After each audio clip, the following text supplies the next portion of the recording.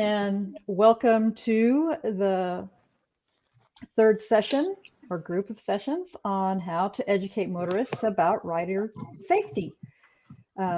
This session is going to be looking at what our current state is for driver education, as well as what can we do to make it better, and also what are groups and clubs and the regular everyday rider being able to do to educate other motorists. So for this session, we'd like to welcome several presenters. We have Dr. Nina Jo Saint she's the Education Director of Safeway Driving. According to her, she's been in driver safety for longer than most of us have been alive. So we welcome her and her expertise. She's on the Texas Department of Licensing and Regulation Advisory Board for Driver Education. She's with the Texas Impaired Driving Task Force, the Driving School Association of America, Association Drivers Education and Traffic Association, and the Association for National Stakeholders in Traffic Safety Education and Driver Education and Training Administrators. That was way too much, Nina. You do way too much. So we thank you. We'll also be hearing from our Texas Department of Licensing and Regulation with Michael or Ford Strawn and Shanisty Villanueva. See, I did okay with the first one. It's the last name that's going to get me. So you did great with both. As most of you may know, the Texas Department of Licensing and Regulation just recently took over the motorcycle safety program here in Texas. They have had the driver education program for a while, and so we are looking at how we can work together in both of those. And then to wrap it up, we have Miss Lora or Gypsy. Mini Me from the Gypsy Motorcycle Club and the Texas Council of Clubs and Independents. So we welcome you all and thank you very much. Let everybody know there are some handouts in the handouts. If you have any questions, please post them in the Q&A and we will try to cover them as we go along. Thank you, and I give the time to you.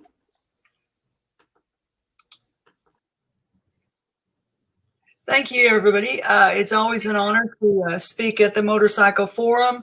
Our session is how to educate motorists about rider safety. And as you heard from the statistics, if you were in the session on the national level or in the admin introductory session, you know 50% of the crashes are the motorist and 50% are the rider. So what I deal with is the 50% of motorists. There we go. I'm going to give you some background information about the driving school perspective on motorcycle safety and some history, legislation for motorcycle awareness, and our state content standards called the Program of Organized Instruction for Driver Education and Traffic Safety. From the driving school perspective, we want them to see everybody out there. That includes motorcycles and riders. I am one of the early members of this the Texas Coalition, and that's why I've been doing this longer than a lot of people on this webinar have been born. But we want them to see everybody. We want them to see semis. I've had students not see semis, but we do want to include motorcycles and riders. And it's a mindset. In understanding education, your mind tells your eyes what to look for. So we in the education industry have to present and get a mental mindset of what the students are going to look for out on the roadway. And it's not a one and done. We want to introduce motorcycle safety, but we want to continually use repetition, continually use photographs. I know TxDOT has done a great job with its social media and its media items, the public information. Education information materials of providing posters, handouts for driving schools to use. So we have that mental image there for our students to see. But the repetition, we can place it into the traffic laws and vehicle movements, in the risk reduction and space management, environmental factors, identifying the other roadway users, and of course in distractions. How easy it is to be distracted and how quick the crash can happen. And also in consumer responsibilities, where your insurance and cost of vehicle usage has to do with how you drive. But again, it's a mental mindset getting that picture in their mind and going forward with that. Some of the public information and education information materials some of the driving schools do use is the bingo card. Look for the motorcycles, which allows us to also introduce other vehicles that are out there. I always say if the kitchen sink's on the road, you're going to have to deal with the kitchen sink. So don't block out, don't eliminate anything to be on the roadway. You also see in the picture the motorcycle eyeglasses. We can use those in the classroom, and from the motorcyclist perspective, let's put on these glasses. What does a motorcycle expect to see? So what is that motorcyclist going to see different than we would as a car driver? And then how do we relate that to how we drive? Most of our students, whether they're adults or teens, they relate to the type of car they drive. So we do have to expand that mental mindset to introduce, especially seeing in this instance, the motorcyclists and motorcycle riders. Some history of how we've gotten, and the coalition has been some emphasis to move forward. Some of the things going on in the 81st legislature in 2009, legislation was added to add motorcycle awareness, driver education, and safety courses. It was in Senate Bill 1967 by Senator, that's the wrong name that showed up there.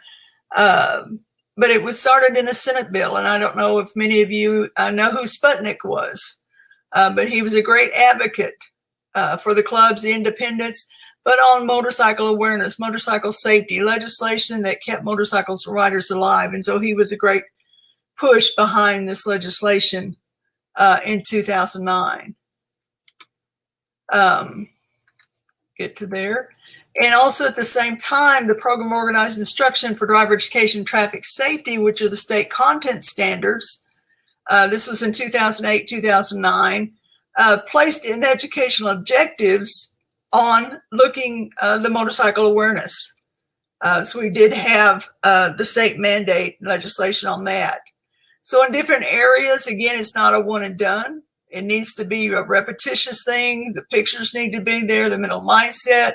But again, cooperating with other roadway users in your traffic law, Module 1 section, you'll find motorcycles mentioned. In Module 3, vehicle movements, you'll see the word vulnerable roadway users. That was a term that a lot of the motorcycle individuals, motorcycle riders, they wanted to use that term to show how vulnerable they are compared to a car that has protection. They don't have protection, so they're included in this also. And it's under visual attention, mental attention, and communication, how to relate to that type of vehicle on the roadway as you're a driver. Also in Module 6, environmental characteristics, the vulnerable roadway users, trucks, motorcycles, again listed. So there's multiple times throughout a curriculum and opportunities to present the information of motorcycle awareness to our students. Also, let me go on to the next one. In the definitions, we list and define motorcycle. This one is as the transportation code defines it. Other roadway users, we want to include the word motorcycle there. Roadway users, again, walking, riding, again, inclusive of motorcycle, commercial vehicles. And the vulnerable roadway user. So again, here we list not just motorcycles. Again, there's a lot of things to look for, but we want to be inclusive of the motorcyclists. Again, it isn't rocket science, driver's ed video. This was developed by the Texas Transportation Institute. It is on YouTube. It is still there. It was developed in 2010.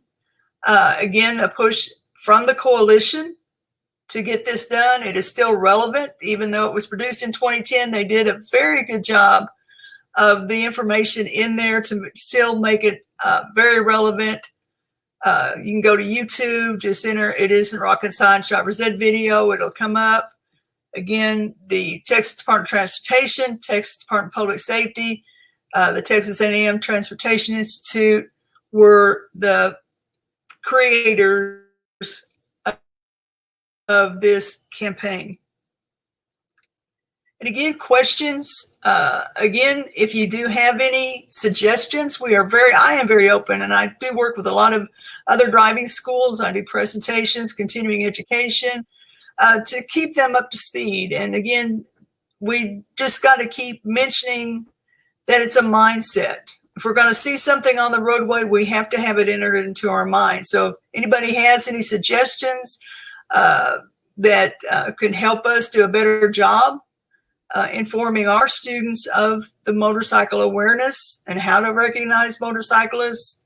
We do understand that left turns are very dangerous in the situations, and we do to provide that information to them.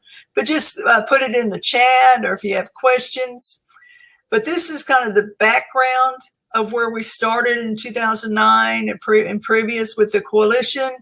And then right now, TDLR, Texas Department of Licensing and Regulation, has the oversight of both the driver education schools in Texas and the motorcycles. So we're going to pass on to them and hear what is going on now and what's set for the future. Thank you so much. Thank you, Nina. And before we do that, we did have one question come up on how is presentation of the motorist awareness message being measured? I do not know any research that's being done on that currently. I know as part of it being in our content standards for driver education, when any school presents, whether it's in the adult course, the driving safety course, the defensive driving for traffic ticket, or the teen course, presents a curriculum to be approved to open their school, then it must have those items in there. So currently it's measured in the review process, which started at, because it was in 2008, 2009 at the Texas Education Agency, and it's now at 2021 and so forth. We've been there since, I think, 2015 with Texas Department of Licensing and Regulation. So, but as anybody looking at that and how they're measuring it, research-wise, I don't know if that's occurring. And then we'll let TDLR kind of take the question on beyond that as they regulate those. So thank you, Nina. I appreciate it.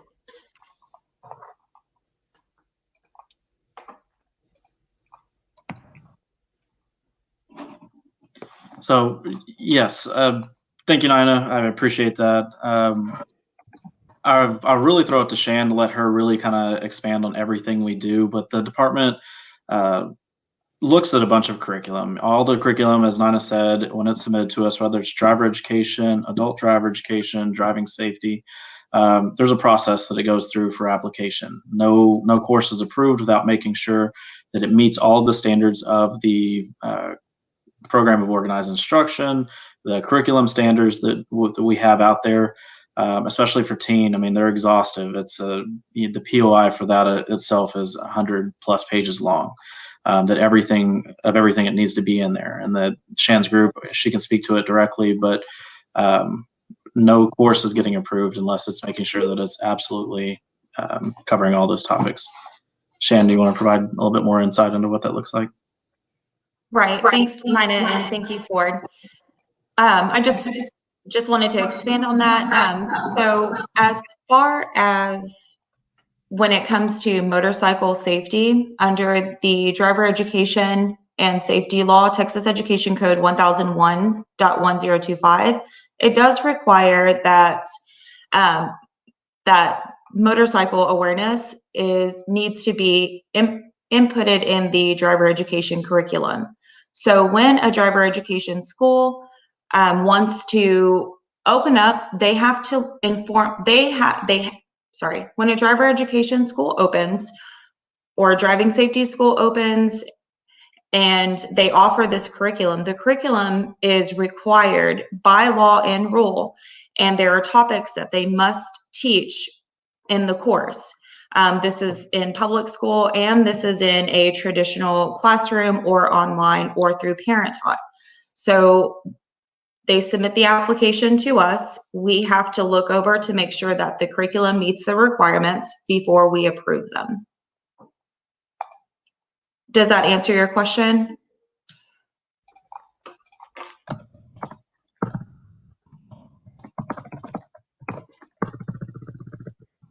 Thank you. There's also the Q&A if you want to give us any more information, but thank you, Nina, and thank you for answering those questions. And we'll turn it over to Shanisty and Ford.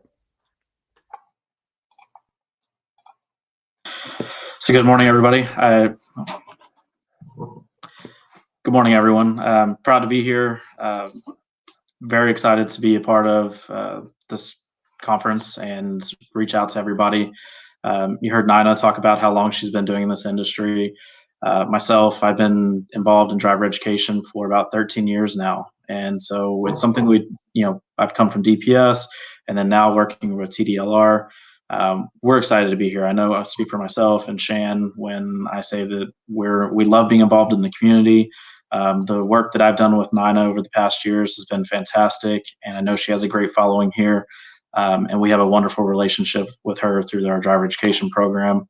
And I know she's very active in the motorcycle world, so it's great to have her here alongside us today.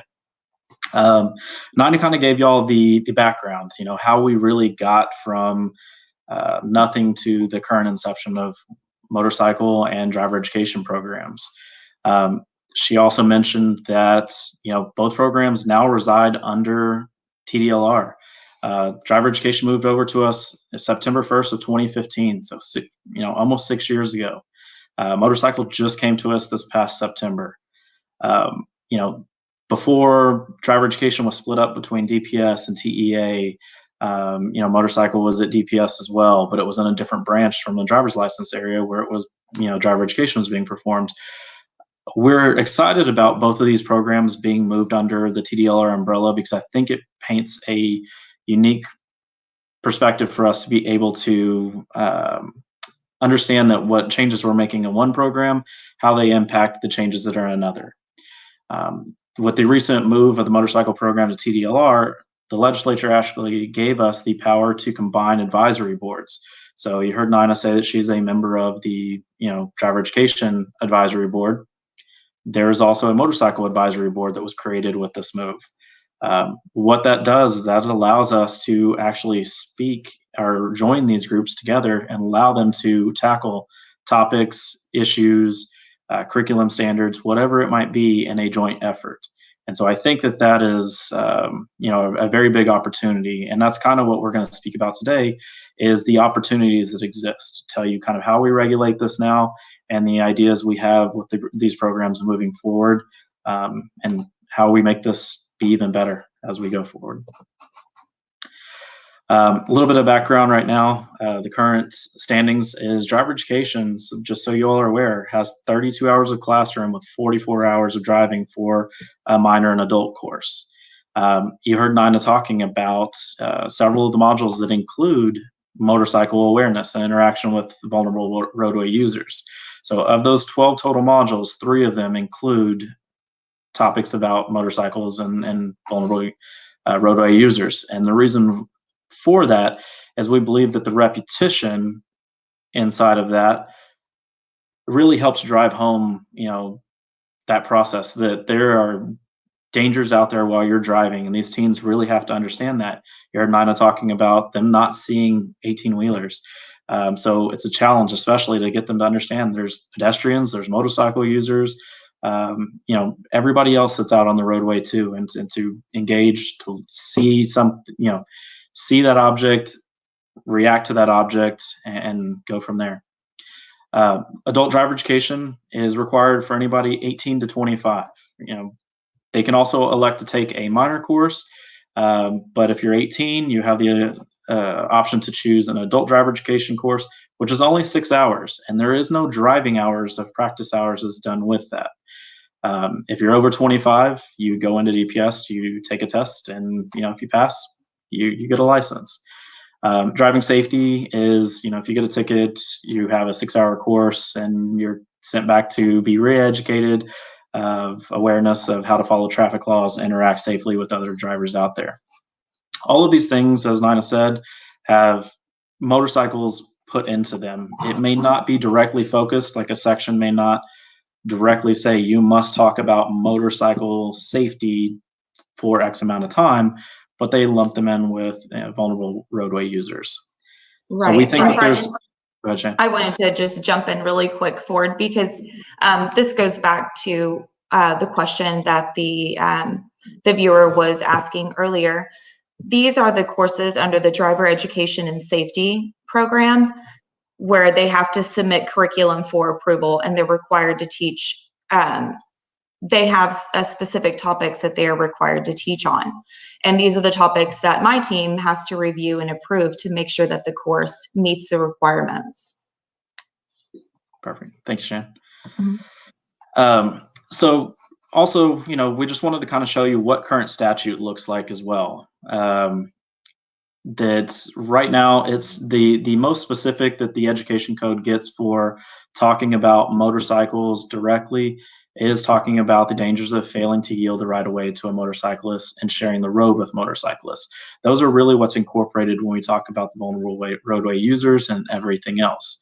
It really leaves a big part of that, as you'll see in section B, which is a great topic that the department, TDLR, in a consultation with our advisory board groups, really is the driving force now on being able to determine what those standards look like. So that's why we're here today. Like I said, talk about opportunities. As we become more engaged with our community that's out there, we take these learnings back to our advisory board groups to look at what we can do to change in the curriculum, in the materials, the requirements of the program of organized instruction, POI as we call it, to make sure schools are talking about these topics in detail and making sure that the awareness is out there. I see a question about, are there specific motorcycle awareness videos in the curriculum? We don't mandate a specific video. There are sometimes it is done through legislation, such as interaction with police officers. Mm-hmm. Yes, but for motorcycles, there's not. So maybe that's an opportunity that can come through legislation or something else that we can look to enhance the program in. And we do. Sorry, Ford. I just wanted to add something. We encourage, or we don't. Sorry, I want to say we encourage the curriculum providers to use as much information that's out there. There's a lot of text on information, DPS information, videos, current information to include in their curriculum. We want these providers to make sure that they stay up to date with new changes, new law changes. We don't want them to submit, and it's also in our rule. We don't want them to submit a course, and let's just say it's over motorcycle safety that happened. The law passed in, let's say, 2015.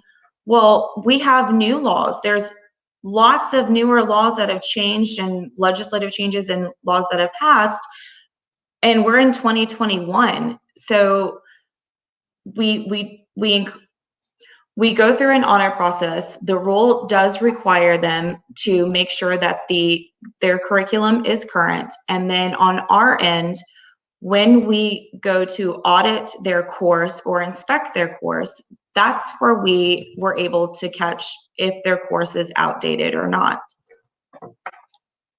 Thank you, Shannon. And that brings up a good point with the responsibility of the department and something that we're really ramping up, and it's under my division, which is the audit of schools and courses, motorcycle and driver education alike, to make sure that the curriculum is being talked about correctly and it's up to date. It's one of the biggest things that we really push is making sure that there's new legislation that comes out that is incorporated into that curriculum, exactly as Shan was saying. And it doesn't just stop at driver education. I have up on the screen right now a motorcycle law excerpt, kind of talking about what the law actually looks like for this. And really, the law gives a wide breadth to the department. It really leans on the new law leans on National Highway Traffic Safety Administration standards for entry-level courses. But it leaves a big blanket for us to, again, develop rules and procedures for motorcycle training as well.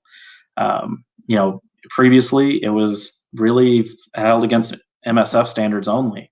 Now it's looking at national standards, for curriculum, and really puts the onus on the department to further promulgate the rules, to carry out those updates, and to make the changes that need to be done. And that's why we're here again today, is to learn, to grow, and to make sure that we're putting the correct information in.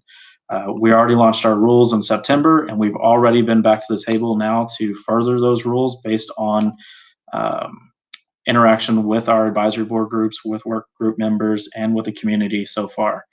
So we try to remain active and make sure that our rules for all of these programs stay up to date. Much like we showed kind of where driver education is talking about interaction with roadway users and motorcycles, motorcycle standards are required to show interaction with highway users as well. There's two parts to this. Drivers definitely have a responsibility, and riders have a responsibility as well, to make sure that they're visible, to make sure that they're being seen, that they're putting themselves in the correct position, and they're mitigating their risk as well while they're out there with other people. And if that's something we can drive home from both sides, I think that's the safest and most productive manner, is to make sure that we're addressing this problem from every standpoint, not just from driver education.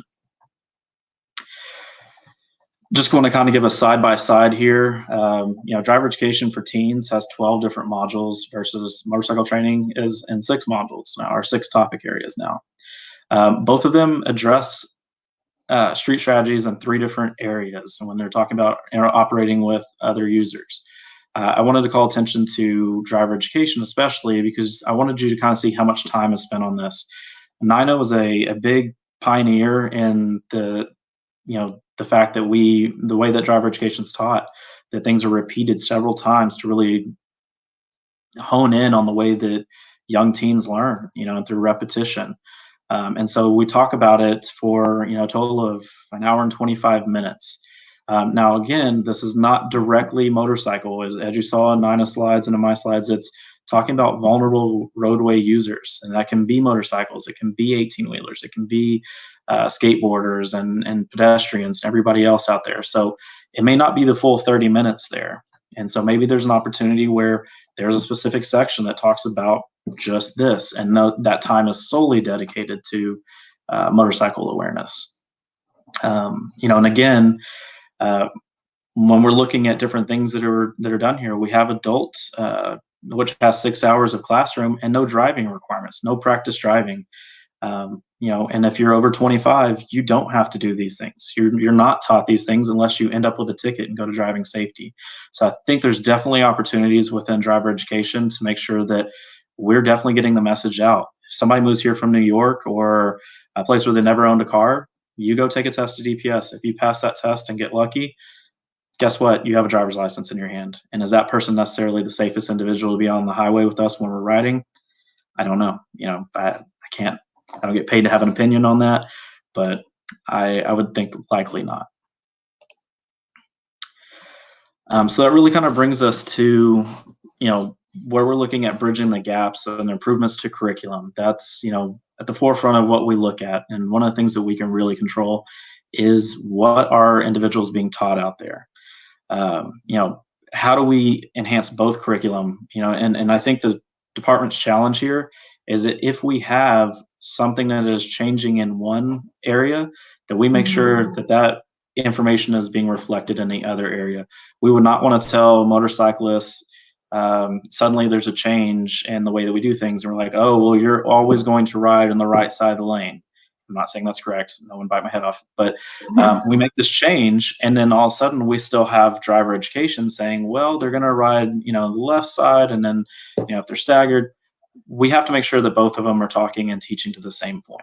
And I think that that's really important for us. And it does also help that each of the agencies that touch on the program are all communicating as well. We're communicating with TxDOT, we're communicating with TTI, we're communicating with DPS. All of us are communicating and releasing the same information to our riders and non-riders. And so, thank you, Shan. And we're talking about these changes and communicating them. One of the biggest things that we can push is that you all have to advocate as well, and I know you are. That's why y'all are here. When I put things like possible solutions out there, like seeking legislative requirements for driver education, no matter the age. If you come to Texas without a driver's license, it seems like a good idea that you would go through driver education. Right. However, I, as a department, and Shan, as government employees, we can't go down the Capitol and advocate for you. These are things that you all have to actually help us with.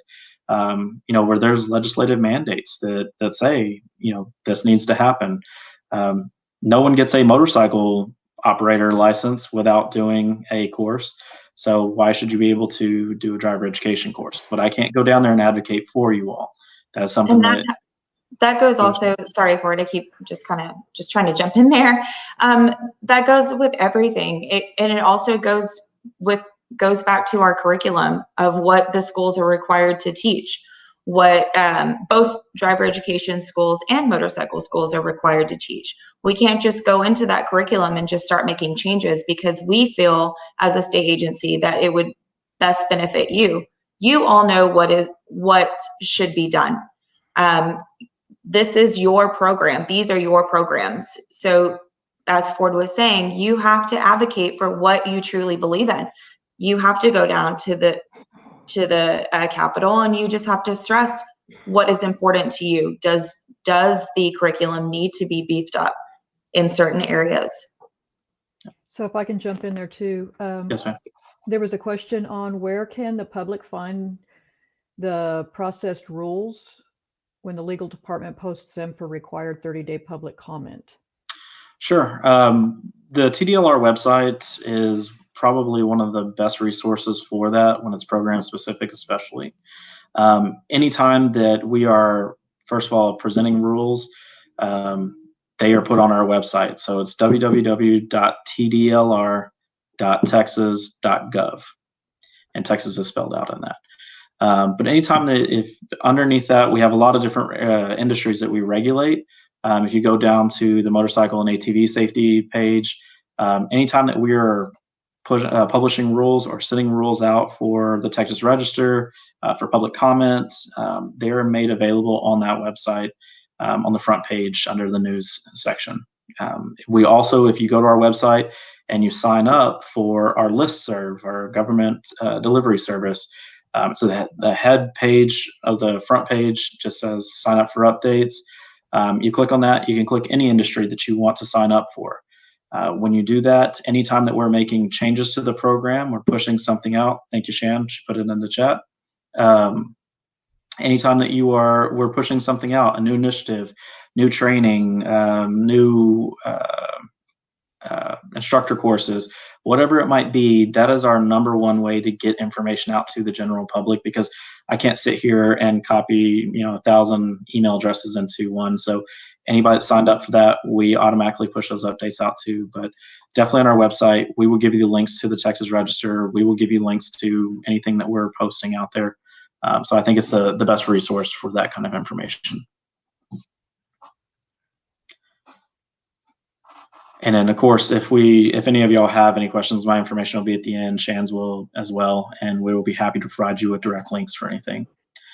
And then, to kind of close out, we look at all of these things as an opportunity. As I said, we came here.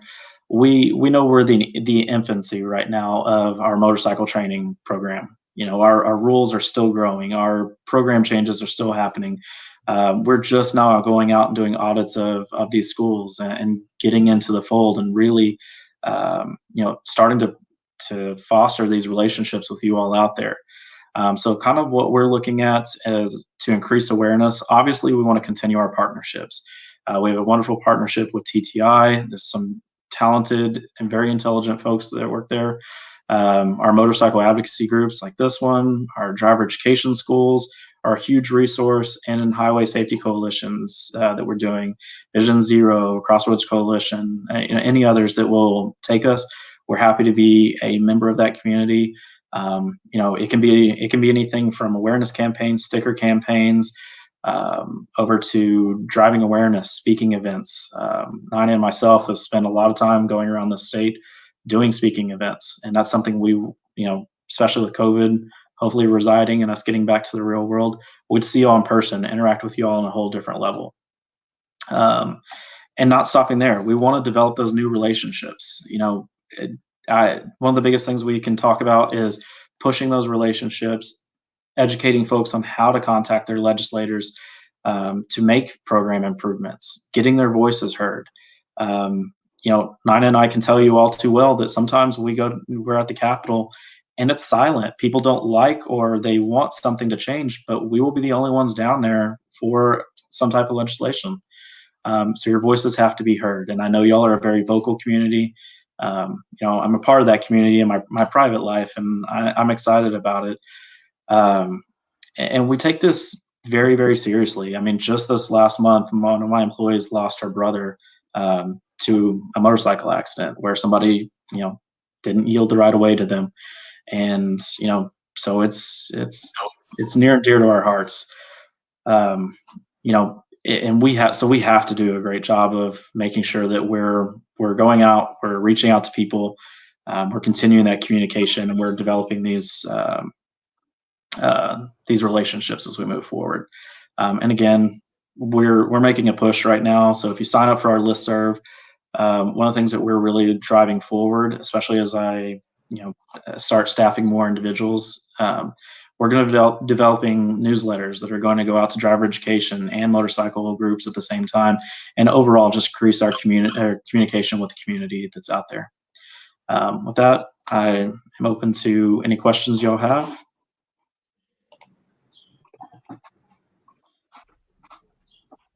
Thank you, Ford. We have a little less than 10 minutes left, so we want to give Lora to share what she has. And if there's any I'm sorry. questions at the end, we'll pick them up again. That's okay. That's okay. This will be short, sweet, and to the point. So I am the Region 1 chairman for the Texas Council of Clubs and Independents, and we are very big advocates about motorcycle safety and awareness, and we work really hard with obviously that's why we're here.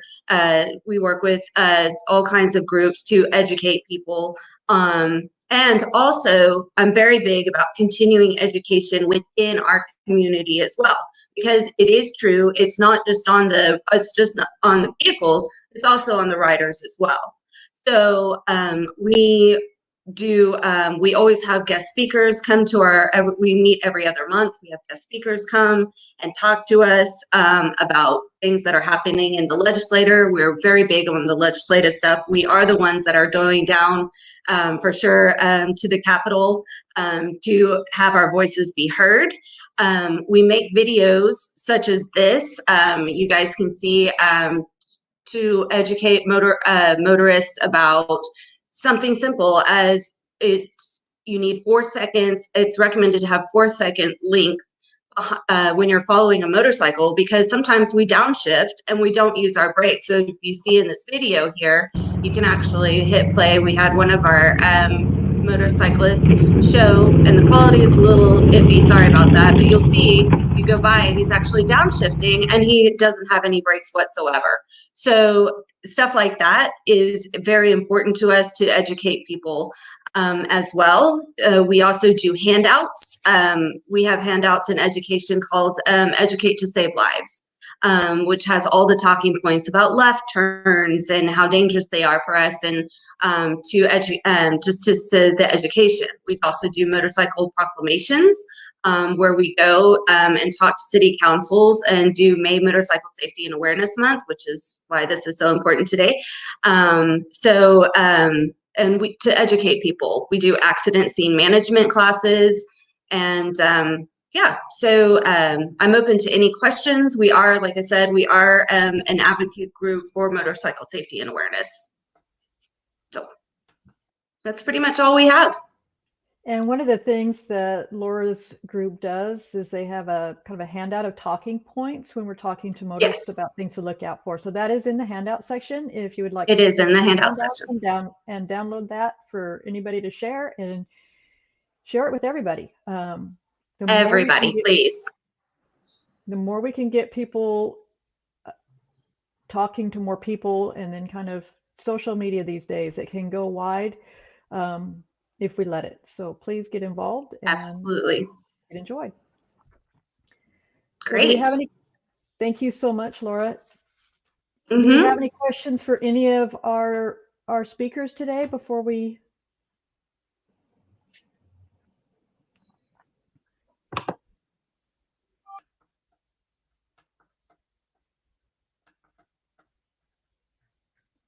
I think most of them were already answered. There are some websites that Shanisty put into the Q&A, so if you'd like to copy and keep those, they're available as well.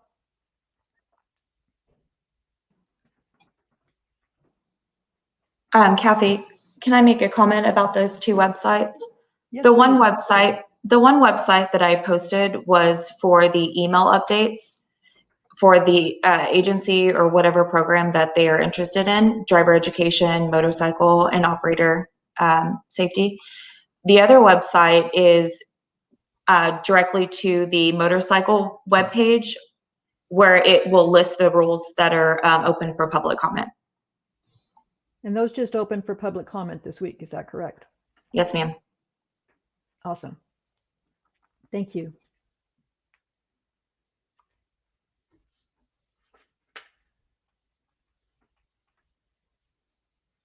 If we have no other questions, I want to thank our presenters, everybody. Nina, for all you've done both locally in Texas and nationwide to get motorcycle awareness into the driver education programs. It's very much needed. Thank you. Ford and Shanisty for coming to us from TDLR and kind of giving us an overview of what can we do, because you all are running the program, but we need to be the voice to tell you what you need and what we need from you. So thank you. We'd like to build that partnership. And Lora, your organization has done a lot. I'm learning more and more about that in this last few months as I've been involved. So thank you so much. We look forward to seeing all of the changes that you all are making in the state. So let's work together and improve motorcycle safety out there. Again, as you go back, please fill out the session survey. Let us know how we're doing. Let us know what we can do to improve these forums and these discussions moving forward. Thank you again. Thank you, Kathy.